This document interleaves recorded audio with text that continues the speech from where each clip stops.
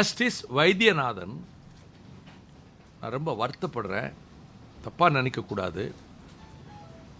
ஜனாதிபதி வந்து கலந்து கொண்ட ஒரு அடக்க நிகழ்ச்சி, பிரதமர் நரேந்திர மோடி வந்து கலந்து கொண்ட அடக்க நிகழ்ச்சி, தமிழ்நாட்டில் உள்ள அனைத்து அரசியல் கட்சிகளும் கலந்து கொண்ட அடக்க நிகழ்ச்சி, சகோதரி ஜெயலலிதா அவர்கள் மறைவுக்கு பிறகு அவர்களுடைய நல்லடக்கம் மெரினா கடற்கரையிலே எம்ஜிஆர் சதுக்கத்திலே நடந்தபோது எல்லோரும் வந்து பங்கேற்றார்கள். அவர்களுக்கு அனைவரும் வந்து மலர் வளையம் வைத்து செய்தார்கள்.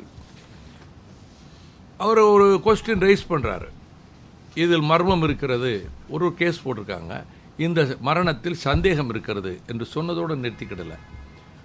அப்போலோ ஹாஸ்பிட்டலுக்கு நோட்டீஸு, சென்ட்ரல் கவர்மெண்ட்டுக்கு நோட்டீஸு, ஸ்டேட் கவர்மெண்ட்டுக்கு நோட்டீஸு.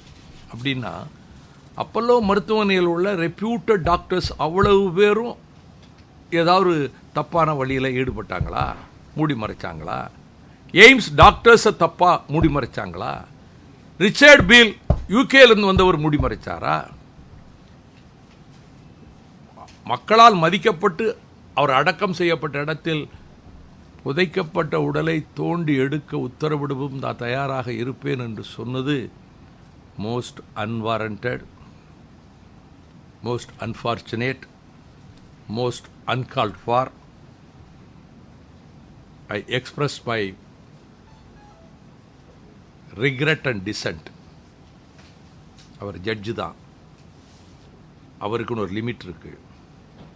ஒரு உடலை தோண்டி எடுக்கணும்னா what evidence did you get to utter such words? அதை ஒருவர் ஒரு ஒரு ஒரு ஒரு ஒரு அது இப்படி சொன்னது சரியில்லைன்னு சொன்னதுக்கு சில வழக்கறிஞர்கள் அந்த சொன்னவர் மேலே நான் பாஞ்சிருக்கான்னு வந்திருக்காங்க. ஐ ஆம் நாட் பாதர்ட். எனக்கு எது நியாயம்னு படுதோ அதை பற்றி பேசுவேன். நீதிபதி வைத்தியநாதன் சொன்னது பல நீதிபதிகள் மனதையே காயப்படுத்தி விட்டது. பல நீதிபதிகளுடைய மனதை நான் பல நீதிபதிகள்கிட்ட பேசிட்டேன்.